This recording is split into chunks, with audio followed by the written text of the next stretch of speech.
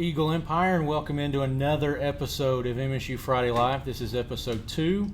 Last week we talked with men's golf head coach Matthew Martin, and we're going to transition sports this week, and I'm joined by cheer head coach Mark Coleman. Hey, excited to be here, Ryan. Mark, glad to have you. And well, first of all, let's kind of talk about you are the head coach of a 47-time national champion. It's pretty incredible. I'm tremendously blessed to have the opportunity, and one, to work with such a tremendous legacy that like Morehead has, but also what makes it so special is there are several cheer programs in the country that have winning histories and great legacies, but not many of them have like two amazing teams. So that's one of the things that's really exciting. I not only get to work with one of the best collegiate co-ed teams in the country, but I also get to work with one of the best or the best all-girl team in the country. And so that really makes my job special. Well, I think one thing that may be important for our fans to understand is what was the road that brought you here to Morehead State and to this wonderful legacy? I had an interview with Trailblazer here on campus the other day, and we kind of went through that. So I don't know if they're gonna. It was an interview, so I don't know if he recorded it. So I don't know if he's gonna. Is the Trailblazer written? Both online. Okay. I got the sense that it was going to be written, but I don't want to rehash too much of it in case I don't want to do what I talked about there. But I actually kind of have a long history with Morehead State. I mean, I've been the coach the past 7 years, but going back to Tony Nash, who was the coach, Bill Mayo, who was the coach before me, Tony Nash, the coach before Bill. I actually did the competition music for the Morehead cheer teams most of the years, I think going back to 2006. So even before I was the actual coach here, I was doing, involved in the competitive side of things at Morehead. But I also met Myron Downes way back in the 90s. And so I used to teach summer camps for UCA, and I was the head instructor at camps on this campus 2 summers in a row, I think in the summer of 96 and the summer of 97. And so that was my first time actually physically, visiting campus and coming to Morehead. And I actually met Myron, and what was crazy is, Morehead was already successful at that point. We won our first national title in 1988, and then so in 1996 when I met Myron, he was becoming the godfather of Morehead cheer, and I put him on my Mount Rushmore of college, just cheerleading coaches in general. But meeting him, I didn't know that. Like I met him at first. I knew he was my correspondent, like liaison for the camp at Morehead State University. I'm not even quite sure I knew he was the dean of students, but I met him in his office over in ADUG, and so it was crazy because like anyone who met him, he didn't walk around like he was a big deal or anything like that. And so even though he was, but it's just crazy now in retrospect to think about it. But yeah, so my actual experiences with the university and the campus go back to like 1996.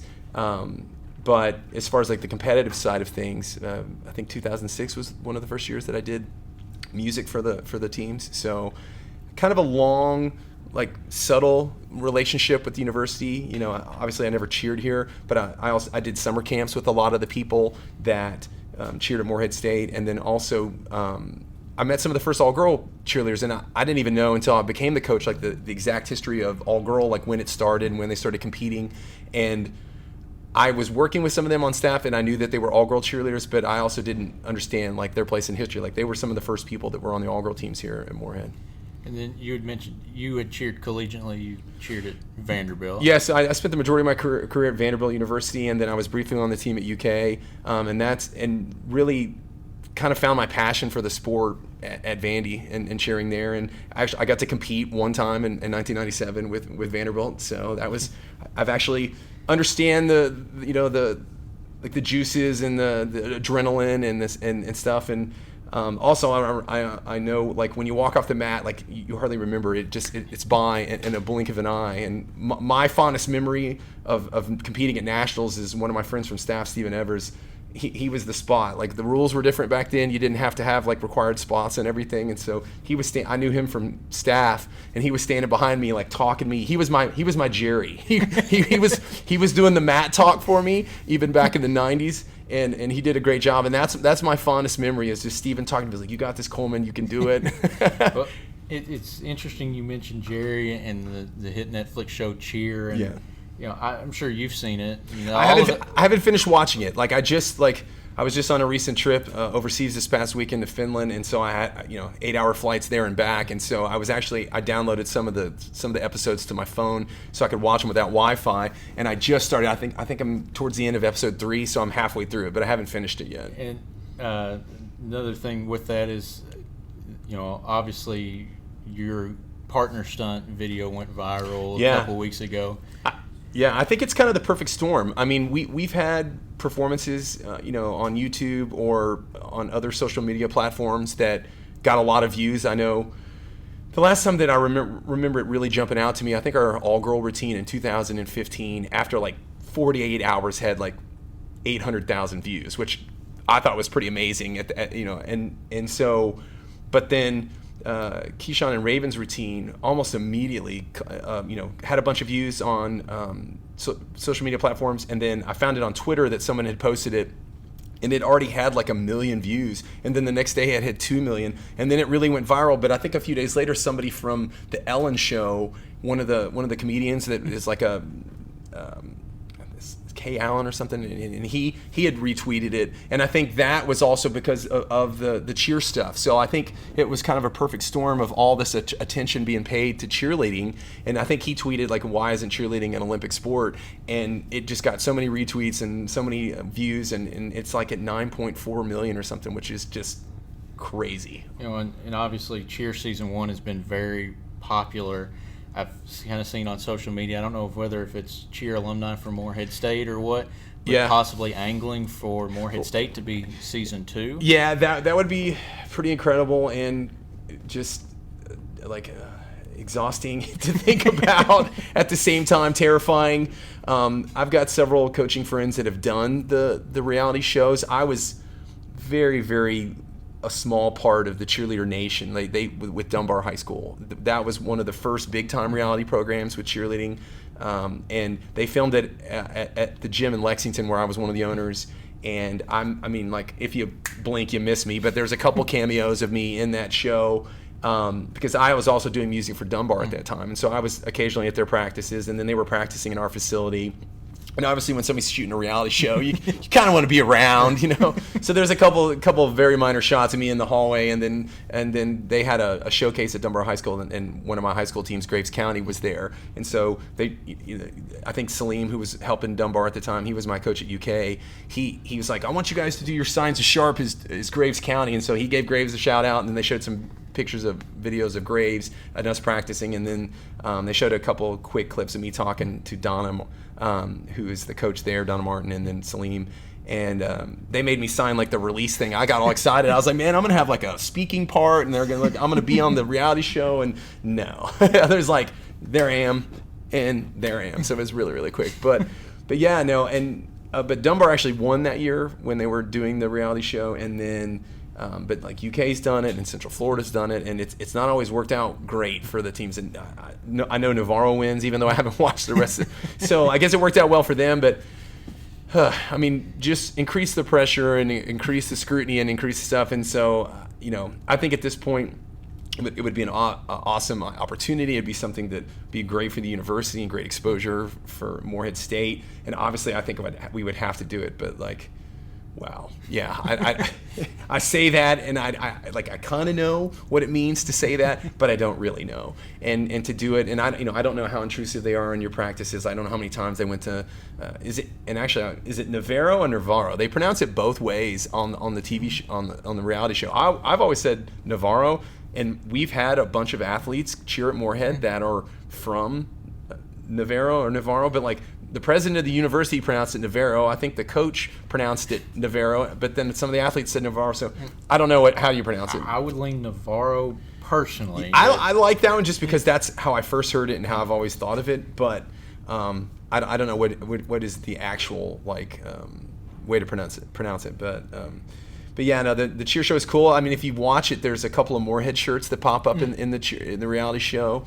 when the kids are practicing, that a couple of them have Morehead shirts on, and actually 2 of the athletes in there are current or former Morehead cheerleaders. One of them, Alex, is in he was at Navarro the year that they filmed that, and then Daniel, who was one of the stunter guys. I know they interviewed him at one point. He cheered at Morehead here a couple years ago, and then went to Navarro, and now I know he's at the University of Louisville now. But so there's some strong Morehead ties there on the show. You mentioned former or current cheerleaders. What are some of the intricacies of joining a cheer program, say here, or coming from Navarro to here, or that kind of?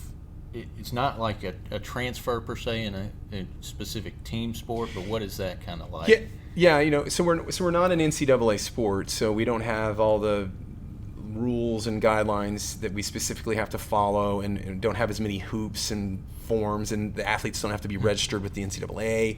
And so there's a lot of things that we don't have to do. I would say the trial process at any university or college is probably specific to that college or university. I'm not exactly sure how they do it at Navarro. Having been at Vanderbilt and also at UK and going through that trial process and visiting tryouts and then running tryouts here, there's a lot of similarities in how programs do tryouts, but it's all specific to that program. At Morehead State, we try to get them to come to a clinic where they can earn a bid, and then once they get a bid, they automatically get to try out. And there's an interview process. There's the actual skills portion where they have to do the skills at the trial, and then we pick the team from there.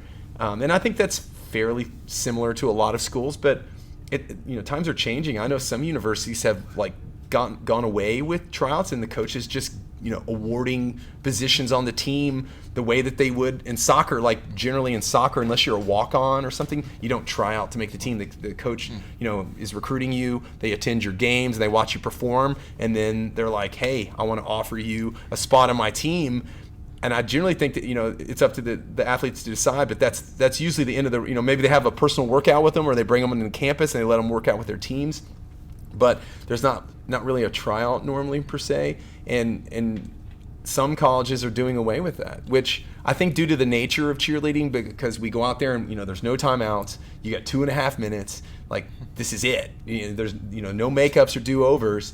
I think a tryout is a great opportunity, because I think in a lot of cases there's more pressure at tryouts for Morehead than there is at nationals, or it's really close, because at nationals you've trained for weeks or even months with your teammates on the skills that you're doing. You trust your teammates, you know the routine, and you've been practicing in it for a really long time. And then for tryouts, you're like, yeah, you might have been training your entire life, but what you've been doing, sometimes you put it together in a few days, or you've also maybe you've been working on it for a few months, but it's quite a bit different to be out there by yourself. And say for like Morehead State, is that tryout process you're trying out every year? Or is it? Yes, and there's been different rules, I think, for the different coaches here at Morehead State. I make everyone try out every year. I think it's important that everybody earn their spot every year. I mean, obviously, if you have cheered at Morehead State and you've done well, and I do end of the year meetings every year with everyone, and if there's somebody that I feel like Morehead's not the right fit for them, or I'm not happy with how they're performing, then I generally will have a discussion with them and be like, I think you need to explore other options, And sometimes they're like, well, I really want to try out again, and sometimes I'm like, well, I'm not guaranteeing you that you will make it. So I think it just kind of depends on the athlete, and it depends on the school. But I like to have people try out every year so they can earn their spot. And you had mentioned that it's as much pressure as probably being on the mat at UCA Nationals. Can you kind of give an insight into what that pressure of being on the mat is like at Nationals? I mean, I think it's really hard to describe it completely unless you've witnessed it yourself. But I mean, I always tell people, there's competing in cheerleading, which is different than competing in other sports. I mean, it's so much packed into 2.5 minutes. And there's, other than the international level, there's no true professional cheerleading. So college is about the highest level that, you've got, middle school and high school and college. So for school cheerleading team, school teams, college is pretty much the pinnacle. You could put ICU, like the international competitions with Team USA and the other countries, above that, because they're like all-star teams that can pick from anybody that want to, that as long as you meet the age requirements and the skill requirements. But it's the highest level. So, and then, so there's competing in college, and then there's competing at a program like Morehead State that has so many traditions and so many expectations and such a legacy to live up to. I just think, I know it's different. And so I think there's, you go up that scale and you go up that ladder, and there's more and more pressure. And, to combat those things, we try to, prepare the athletes as much as possible, but there's nothing that I can do as a coach, or even they can do as an athlete, to completely replicate that moment. That when you're out there and the lights are in your eyes and you're on that stage in front of the fans, and you know that this is what we've been training, in some cases weeks and months, with as that specific team on this particular routine. But some of those skills they've been doing there, for years, and in some cases the majority of their lives. And so, it's a lot to process. It's a lot to do. We try to train them as much as we can physically with their bodies, so that they're in top athletic form. We try to train their minds so that they can mentally prepare for those moments and deal with them. And we try to prepare them emotionally too. And so we just do as much as we can. We try to get them out in front of crowds as much as awesome. I think we did 11 performances this year before we went to nationals. But again, having success at those performances, or doing well at those performances, doesn't guarantee anything. It's what happens at that last performance in finals in that last 2.5 minutes. And so it's one of the things that's kind of maddening about the sport, but it's also one of the things that makes it super cool, because there's really nothing like it. And on that point, Stuart Gardner from the comment section wants to know, as hard as you guys work, day in and day out, and us that are here can see that every day. And my office is very adjacent to the cheer room in your office, and you can hear us. It's almost 24 hours a day that they are working. It seems. Yeah. Would you ever agree to a show like cheer, or just to document through documentary or video kind of the process that it goes through a year? And I know for this past UCA Nationals, that was, I believe it was 2 weeks ago, you all worked months on that routine, and especially your all-girl routine, which we'll touch on here in a little bit. Would you be open to that? Yeah, absolutely. I mean, like I said earlier, it's not like it would all be positive. You watch the impact. Navarro was just on the Ellen Show for the second time, and she gave him like $25,000 to the program, and they've been on like E! Entertainment, and they've been to Hollywood, and a couple of their athletes now have like 1 million Instagram followers, and they're literally becoming this beyond viral, almost a cultural sensation right now. And in a lot of ways, I think it's amazing for cheerleading. I think to a normal person who may have come across cheerleading on ESPN now, randomly every now and then, which honestly doesn't happen as often as it used to, because the TV shows, it's just not on TV. Like, ESPN's become this huge global, media juggernaut, and there's so many sports that they show, and there's so many channels. When I was in college, when I first got into cheerleading, I mean, you could turn on ESPN like almost any Saturday afternoon or 2 o'clock in the morning, and there was cheerleading on television. And so I think that was really when cheerleading was first being exposed. But like nowadays, you have to kind of look for it. And even then, I think they show the college show. There's like 3 college cheer shows and maybe 3 college dance shows, and each one is shown twice. So there's really only like 6 opportunities to see it on ESPN. And then they do the high school shows too. But like back in the day, there was like 10 or 12 high school shows, and there was like 7 or 8 college shows, and the dance. I mean, each year they were producing like 30 or 40 shows. So it was a lot easier, I think, back then to kind of stumble across. Plus, you had fewer channels back then. Like you might have had 40 maybe, and now you've got hundreds and hundreds.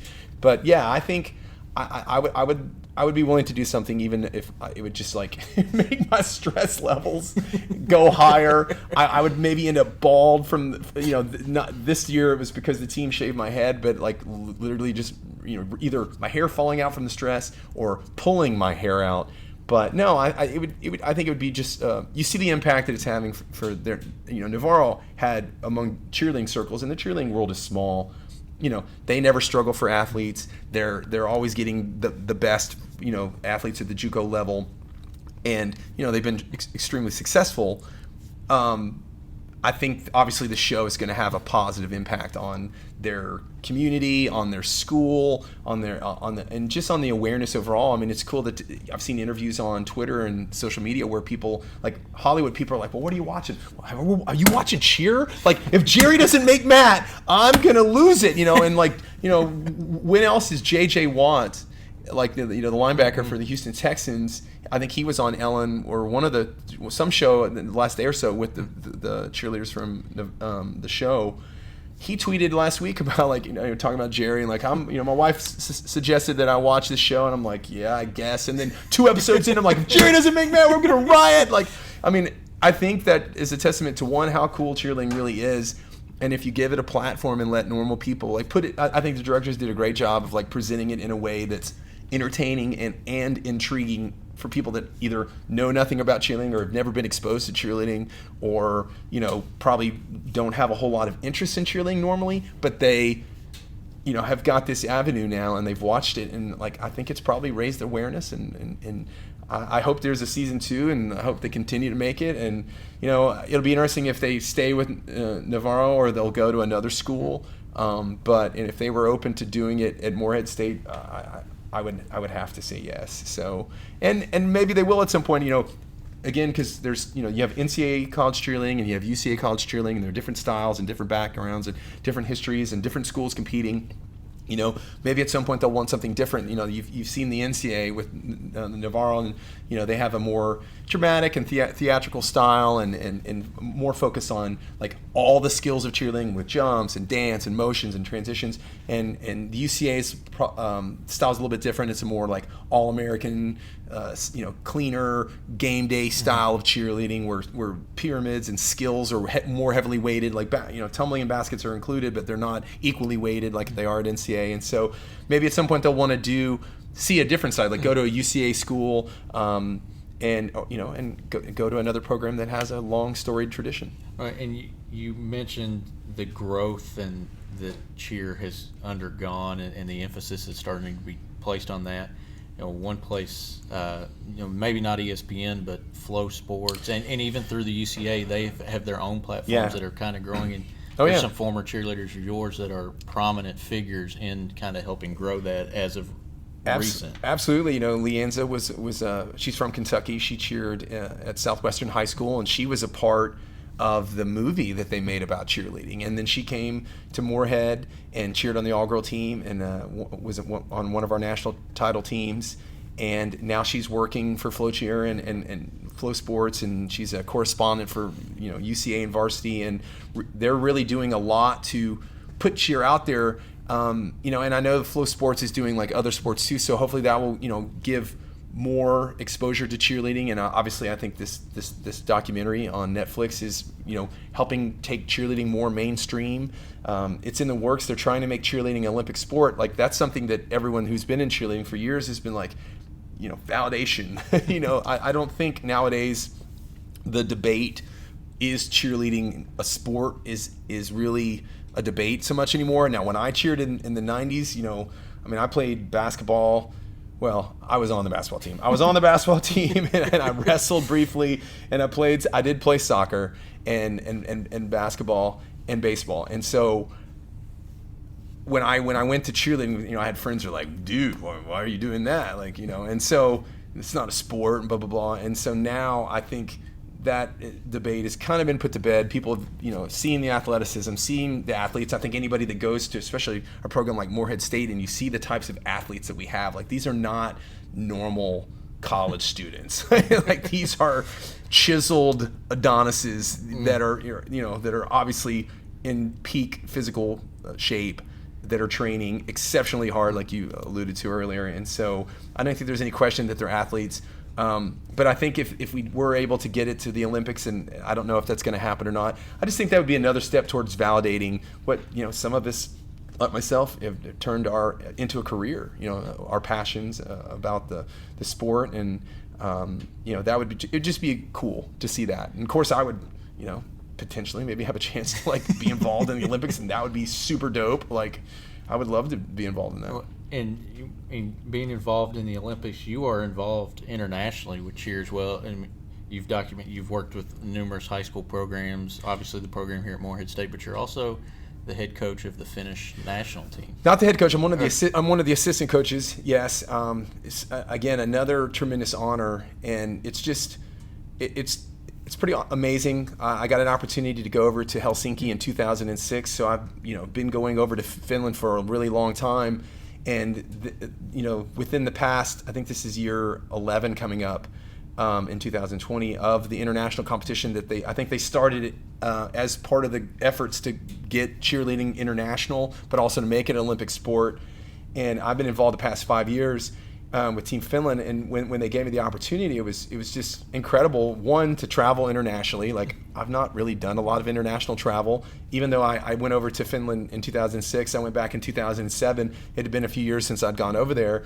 But some of the people that I had coached and worked with when I was there in the early aughts, one of them was chosen as one of the coaches, and so they asked me to do it, and I thought it was just a tremendous honor. And they have actually won the World Championships the last 2 years, and it's another facet of my job that it's just, again, just a tremendous blessing to be able to work with the incredible athletes that I have here at Morehead State, and then to get to travel internationally in a country that I would say probably 10 or 15 years ago, when I first started going over to Finland, like, they were way behind as far as facilities. Well, there was no legitimate cheerleading facility. When I first went to Helsinki, we trained in the Helsinki Olympic gym, which you would think would, when were the Helsinki Olympics? Like in the 60s?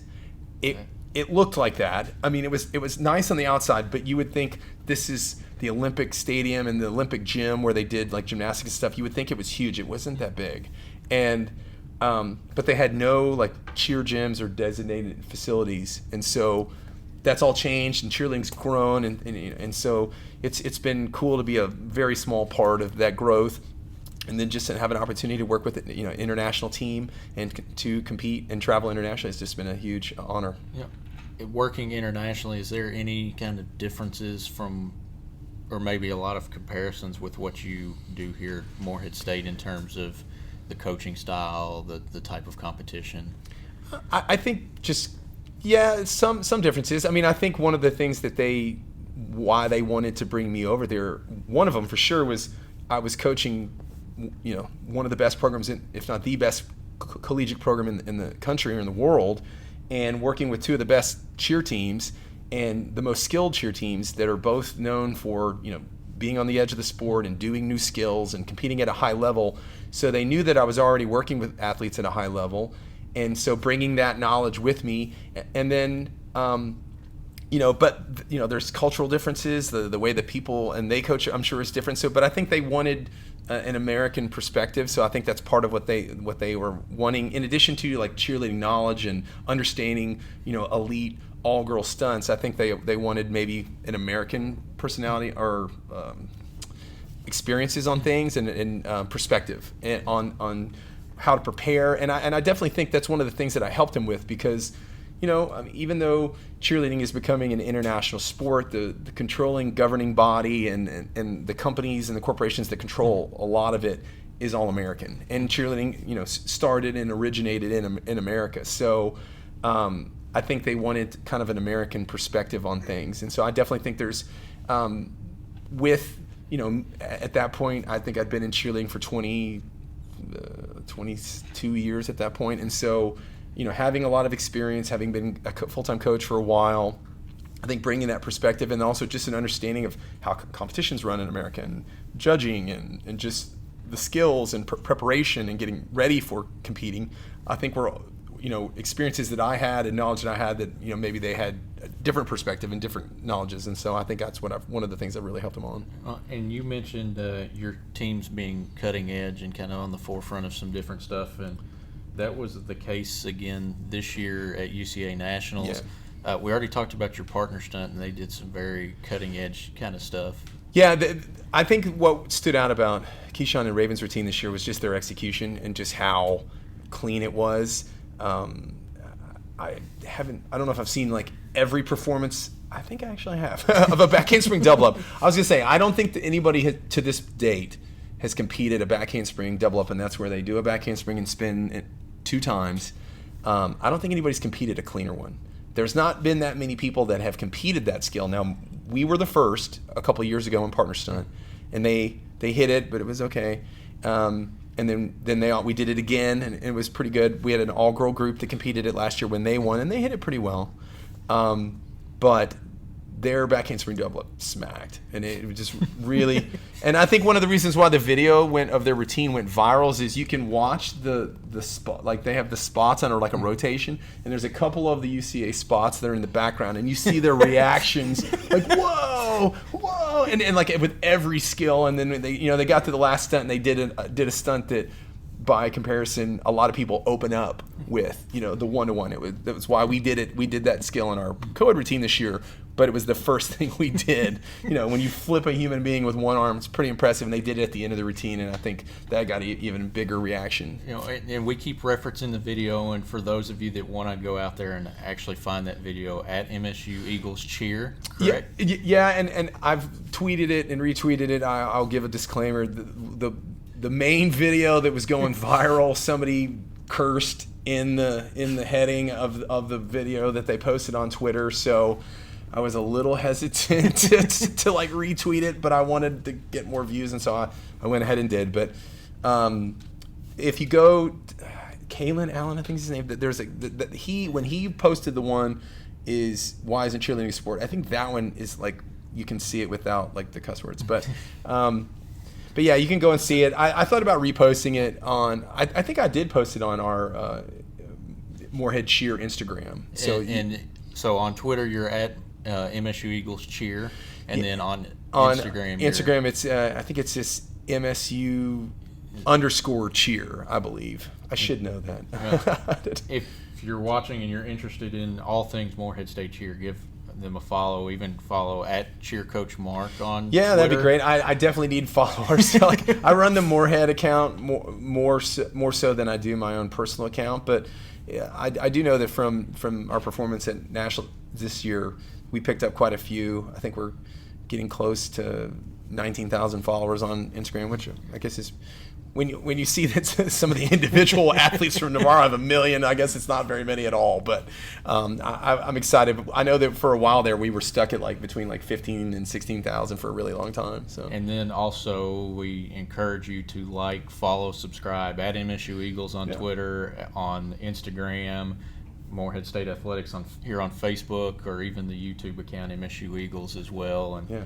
lot of great content we have coming out. And another piece of that great content is we've talked about the partner stunt. Keyshawn and Raven were featured this week on Tuesday TED Talks, and, very cool. And that's kind of blown up. And if you want their perspective, you can check that out on YouTube as well as all those different social media links. And, so they were cutting edge, and I think most cutting edge of all, while may not have come away with the national championship in your all-girl squad, but some very cutting edge and some first evers. In that routine. And again, one of the things that makes my job so cool, and that it just makes it so easy to love, is getting to work with athletes that are literally on the edge of the sport. I mean, every year my all-girl team competes things that have never been competed. At one point, we had 7 things in our routine that had never been done. We had to scale things back. We ended up not hitting our routine and not doing as well as we wanted to. So now I'm kind of banging my head. I should have watered it down some more. But the 360s to the extended hand-to-hands pirouettes, that's never even been competed in partner stunt. And that's, if you follow cheerleading and or you coach and you work in it, generally, at the collegiate level, and probably even at All-Star too, but I don't think the All-Star stunt competitions are as big as partner stunt is in college. When new things are done the first time, generally you see them in partner stunt, because obviously easier to get one all-girl group to do something or a co-ed group to do something before you have to get 4 or 5 of them together. And so but that pirouette's not even been competed in partner stunt. That's how cutting edge that skill is. And so that the rewind to immediate arabesque, as far as I know, has never been competed. That's anytime you're doing a full rotation and landing in a skill, that's super, super hard. But the arabesque, with the way that the legs are away from the body and the arms are away from the body, I mean, it's just super, super technical, super, super difficult. We did the back handspring double ups in their pyramid at the end. That has only been competed one other time, not even by a co-ed team, but that had been done by Finland a year ago at Worlds. But that's a super new skill to do to a pyramid. And I mean, by comparison, like we were the first team to compete back handspring pull-ups in a pyramid several years ago. It's not even, the one spin hasn't even been competed that many times. I mean, so that like, I don't know how long it'll be before we see another team do these skills, because that's just how far ahead of the game that they are. So, and that's part of what makes coaching here so much fun and so challenging, but so rewarding to get to work with athletes that, you know, don't settle on doing the blah, you know, and doing the status quo or doing just enough. Like they want to push the envelope. And I know you and I talked about this in the past, and you've mentioned this before, but aside from your team on the mat, or your entire team, yourself and maybe just a few others, no one knew that those cutting edge things were going to be in the routine until you did the routine that day.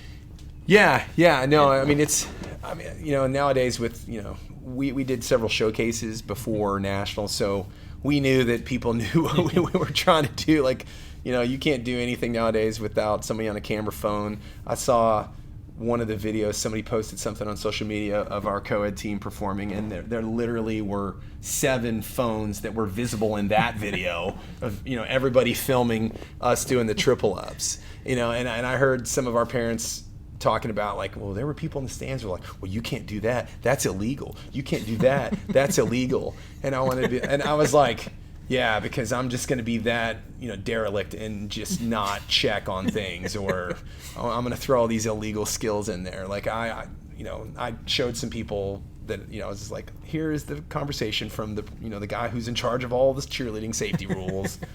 At the end of October, I got it.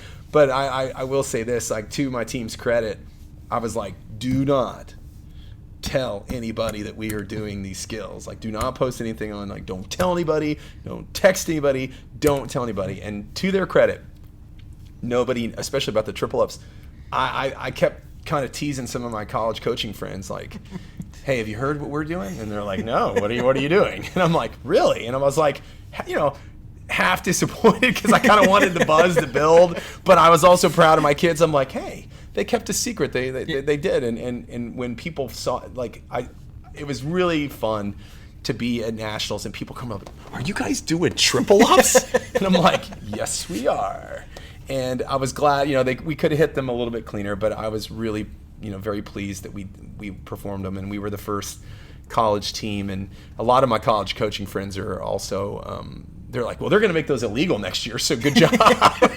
So that remains to be seen. So if they are illegal, then we will be the only rule named after you. Oh, that would. Who do we name the rule after? I think they would. You're giving me more credibility than I have. I would think. I think you deserve it, though.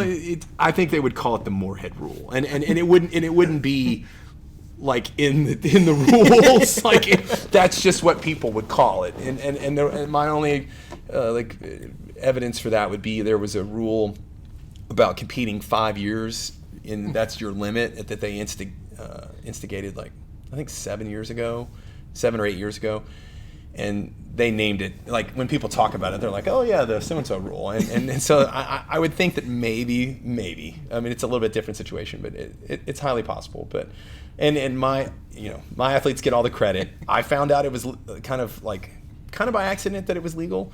And I was reading in the rules, and I couldn't find where it wasn't illegal, or where it was illegal. And I thought there was a typo. And so I contacted them. I'm like, hey, I can't find in here where this is illegal, and I'm pretty sure it is. And they're like, no, it's not. And I'm like, really? And so I think it was like 2 days later, like after I found out, we went to practice like 2 days later, and I was like, hey, I found out this is legal. Pretty sure we can do it. Let's try it. And to the credit of the athletes I work with, they hit it like the third try. And we were doing it to like one structure. It's called a 1-on-1. And it was like landing like an atomic bomb. And she was like, hey, can we do it to an A-frame so we can kind of like share the load? And I'm like, yeah, sure. And they hit it the first try. And so I was like, all right, 2 things. We are doing this. And the second thing is do not tell anybody. And so I was really proud of him. I just thought for sure like everybody was going to know, or everyone, it would kind of kill the surprise. But it almost worked out perfectly because like people were coming up to me at Partner Stunt on Friday and like, dude, I heard you're doing triple ups. That's crazy, dude. He's like, what time do you guys perform? And I'm like, around noon tomorrow. I'm like, dude, I'm coming to go see that. So that was super cool. Even like the head coach from like Central Florida, who ended up winning Division 1A this year. We were backstage getting scores from semis, and she just kind of walked by me. She's like, triple ups? Are you kidding? So we were. It was definitely cool to be the talk of nationals to some degree, and that was very cool, and validating for all the hard work that the athletes have done this year, and so that was very rewarding.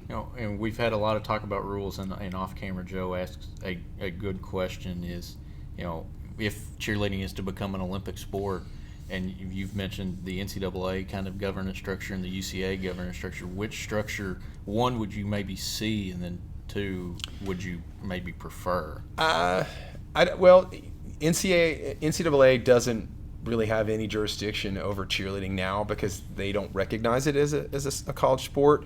Although I would say, I don't know, probably 90% of college cheer teams at this point are housed, under athletics. Up until about 10 years ago, Morehead, it was a student activity, and it was, under the dean of students. Right. And so, and when I cheered in college, it was we were actually my last couple of years we were under athletics, but that was kind of a new thing. And to Vanderbilt's credit, like we got Letterman jackets and we got rings when we graduated, and so we were, we got to eat at the training table with the other athletes, which was super cool. Like that was awesome. Like if nothing else, that was worthwhile. Like I had a friend of mine that did crew, and he rode, and they were only club at Vanderbilt, so they didn't get to eat with the athletes, and he is still bitter about it to this day. still gets occasionally he'll text me like, well, maybe you can eat it with those meals that you got to eat. So it's not a small thing to be recognized as a sport, but the NCAA, as far as I know, does not even have any rules for cheerleading, no guidelines. I mean, the books that guideline all the sports that everyone has to follow that are NCAA sports, all those wonderful compliance meetings that I get to sit into that I'm like, this doesn't apply to us. But I don't know. I would say they would probably follow the ICU rules, which the ICU is actually recognized by the IOC. And so if it becomes an Olympic, now just because it becomes an Olympic sport doesn't mean that it will necessarily become a NCAA sport. So, because I think snowboarding is an Olympic sport, and I don't think snowboarding is an NCAA sport, and vice versa. Like there's NCAA sports that are not IOC. So I don't know. Those are all hurdles that would have to be crossed at some point. All right. We'll go back to something you said, right out of the gate is we're talking about former Morehead State cheer coach Myron Downes. Yeah. You guys have named, the Downes dynasty is kind of what you are all, well, I'd say hashtag socially. Yeah. Now, I mean, that's part of our brand, and I mean, there's a million reasons why I do that, and we his legacy absolutely positively deserves to live on with this program. I'm sitting here, everything that we do is because of Myron and the foundation that he established, the legacy, the traditions, the work ethic. I mean, just about, I don't know if there's, I've been the coach for 7 years, which actually makes me the second longest tenured coach other than Myron, but I don't know if there's an element or an aspect of this program that he hasn't, touched or influenced, and it's unfortunate that, he passed away at the end of my first season. And right after he passed, I was kicking myself. I was like, my goodness, like I should have called him like every day and taken notes and like just to have his wisdom and knowledge, because he was the coach for, I think, close to 30 years or 25 years, a really, really long time. And I'm sure in the course of that time, he'd seen just about everything. And so I always knew he was one phone call away, but I just wished that I would have like taken advantage of it more. But absolutely, I mean, I'm here. We're all here. Everything is because of Myron. His face is on the plaque. We have an alumni event every summer during our summer work week, when all the new cheerleaders come in and are starting to learn about Morehead and learn about their traditions, and I bring alumni back, and I try to bring alumni from every era, especially people that knew Myron or were coached by Myron, so they can share anecdotes and share stories and just talk about how special he was. And I knew him more casually, kind of socially, and as a colleague within the cheerleading world, because again, the cheerleading world is small. But I didn't get to coach with him that much, and I was never one of his athletes, and so I hate that. I personally don't have that many anecdotes. Like there's a few times that I was in practices with him, and sometimes I'll tell those stories, and they're like, sometimes my kids are you going to tell that story again about like the pop-offs? I'm like, well, that way it's stuck in my brain because he praised me, which from what I hear, that was not something that he did a lot of. And I also heard that he didn't bull crap people, so that if he said something, he meant it. And so if he gave you praise, like you were like, oh, well, Myron's proud of me, or so like that's another reason why it stuck with me. But I really, unfortunately, did not have that many opportunities with him. And so the few that I did have are the ones that I go back to. But yeah, no, it's all about him. And as long as I'm here, Doan Dynasty will be one of the hashtags, and we'll always do whatever we do for him. We say FTOBU for the ones before us, and he's one of the ones before me, and in the same way that we preach to our athletes to try to live up to the legacy of the athletes, of the incredible athletes that came before them. I'm constantly chasing his greatness and his legacy and the impact that he had on not just cheerleading itself and winning, but the athletes and the lives that he touched. And that's like the message that you get over and over from the people, like from that cheered for Myron. Like, yes, he was a great coach, and he motivated them in incredible ways, but just how he impacted their life and cared for them. And that's something that so I like to tell myself that maybe I'm like the perfect fit for Morehead, because that's very close to how I coach, and I do things, because I love it. I try to motivate people. I tell the athletes all the time, like, I want you to be successful, not because you're afraid of failing, but because you love somebody so much next to them that you don't want to let them down.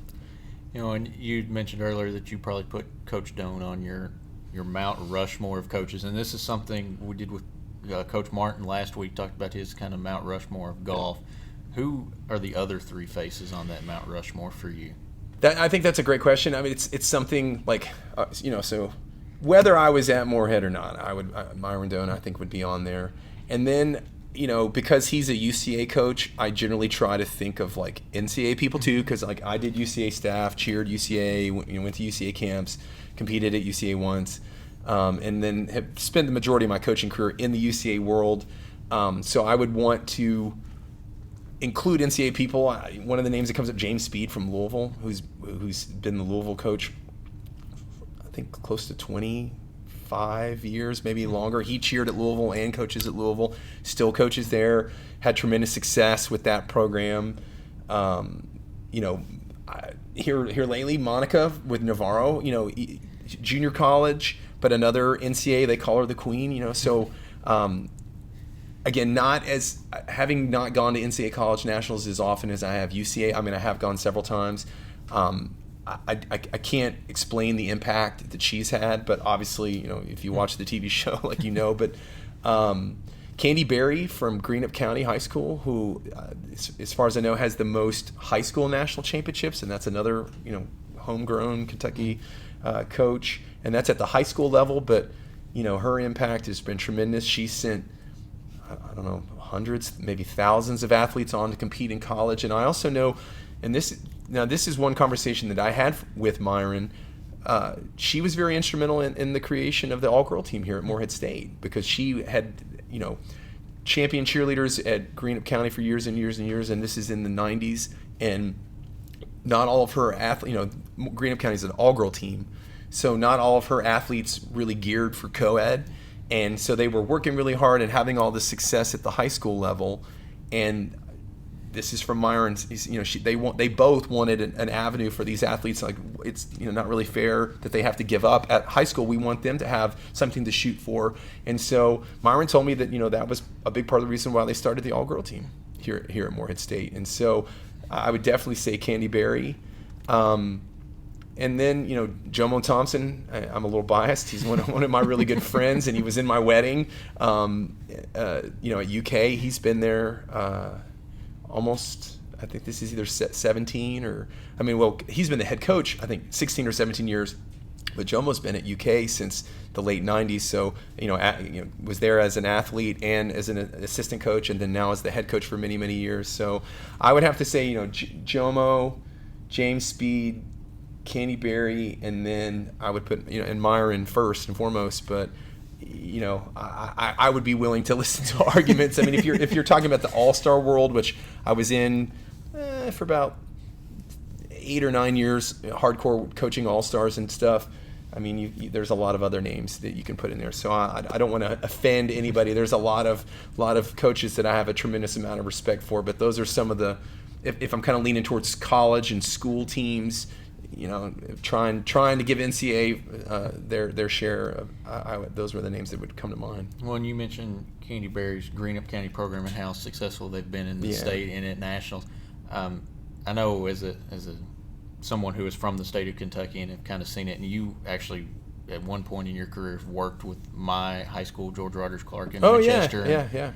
There are a lot of great KHSA programs, and even in the state of Tennessee as well, you work with a couple of programs.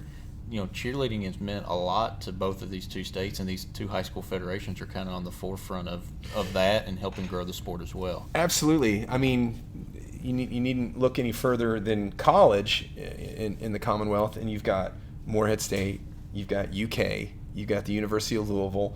EKU's got a strong program. Northern Kentucky's won national championships before. Western Kentucky's got a strong co-ed and all-girl program. So you've got a college hotbed, but then you look at Dunbar. I think Dunbar's, I apologize, Donna, I think won 8 national titles at the high school level, had a TV show done about them. They had an MTV 1-hour program done about them before that. So they won state titles. I don't even know how many state titles they've won. So you've got a hotbed of high school, a hotbed of college cheerleading. Tennessee also has a lot of great teams, and if you look at Florida, Texas, Kentucky for sure, like those three I think are probably the three biggest. You throw Tennessee in there. At one point, Tennessee was it's just like Shelby County, like the Memphis area.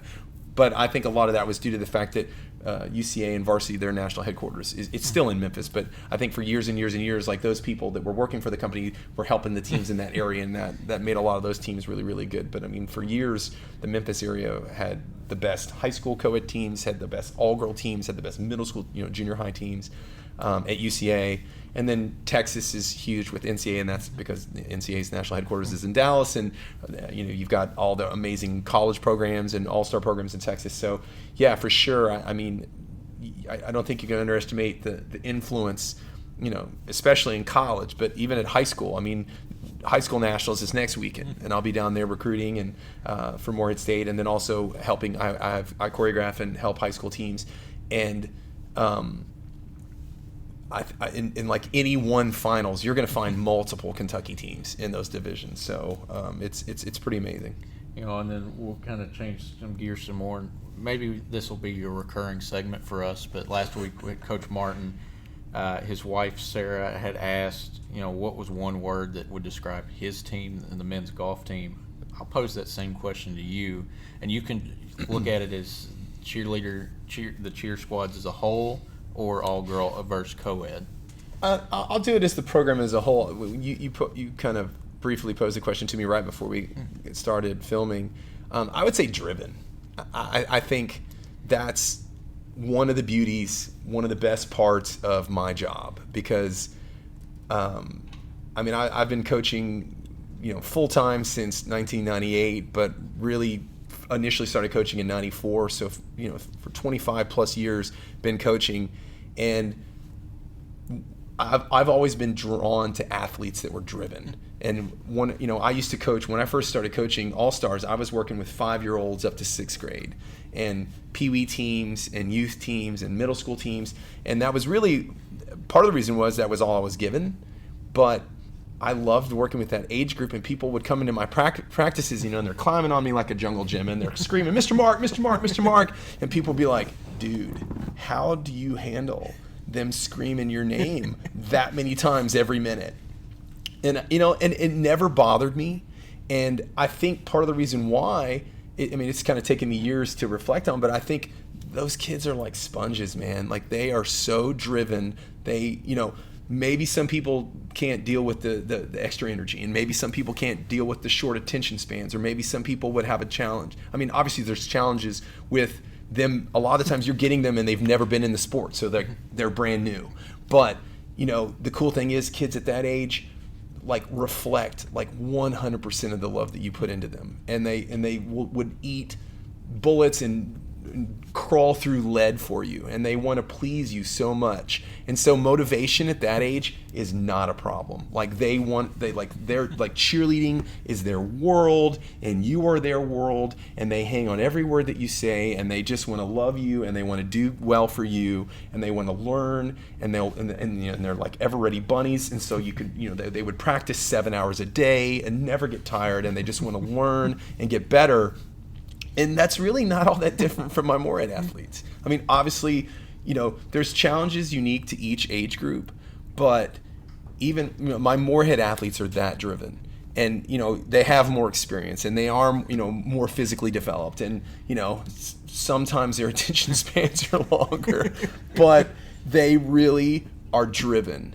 And driven by the legacy, driven by the desire to be on the cutting edge of the sport, driven by their love and passion of the sport, and their desires to win. And so, I don't really have to find myself trying to motivate them too much, and I like that. I think some of this I'm kind of just putting together right now. I haven't thought about it, but I really think that's one of the common threads with the teams that I've been drawn to. They all have that will to win. They all have that drive. They all want to do well, and that's one exciting. When I'm doing 2-a-days with the teams through nationals, which is 4-a-days for me, and you're talking 10, 11, 12-hour days every day, my body's physically fatigued. Sometimes my brain is smoking because I'm over, I don't know, coaching's almost like teaching. When you're analyzing so many different things at once, your brain just never gets a break on those days. And so I'm being mentally tired, I'm not physically exerting the way that my athletes are, but it is draining. But it's not like that I ever not want to come to practice, because I'm driven by their drive, and so driven would be the word that I would choose. And then one last thing. Last week we were with Coach Martin, and the Martin family's meant so much to Morehead State athletics, and the Coleman family kind of means a lot to the spirit squads of Morehead State athletics. You're saving my marriage by bringing that up. Well, that's good. Hey, she did bring up a good point, and I saw on Facebook earlier, as we're Facebook friends, you're her favorite cheer coach in America. That's And good. Sure, that's a good thing. I'm sure she is your favorite dance coach. Absolutely, correct? Absolutely, yeah. And it's pretty awesome to, again, the unique opportunity that we have here for her to coach the dance team and do something that's her passion, and for me to coach cheerleading and do something that's my passion, and then we get to do it together. And like last night, we're both coaching the game. Or working the basketball game, and yeah, it's cool. I like to joke that we're like a spirit power couple, and the dancers have been lobbying for us to get our own reality show, and they want to call it Coleman Nation. So if there's anybody, this might be the start of something right here. If anybody, fledgling documentary group, and they want to do the dance coach wife and the cheer coach husband and 4 children, and we have 70 plus college kids, if that's the kind of drama that you would like to highlight, talk to us. But her dancers have been lobbying for 2 years now to get the Coleman Nation thing going. I think they might have even hashtagged and tweeted about it or something, but yeah, no, it's pretty amazing to be able to work together and share our passions and get to do what we both love to do. And so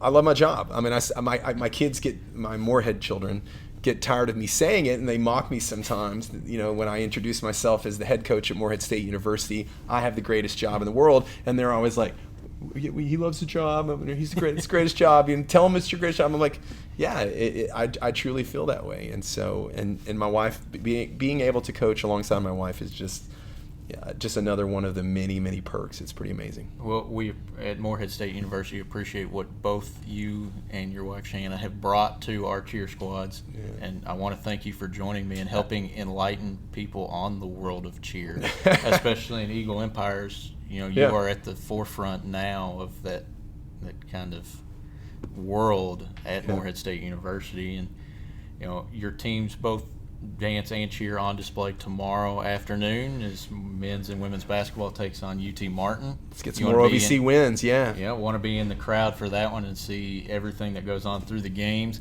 And to all of Eagle Empire, we appreciate everything you've done in helping us grow MSU Friday Live. And Mark, I want to definitely thank you for joining and being a part of that. Hey, thanks for having me, Ryan. Appreciate it. The two men behind the camera, Joe Campione and Aaron Guy, the producers and talent behind the camera as well. I want to say thank you for watching and hope you'll join us next week as well. Go Eagles.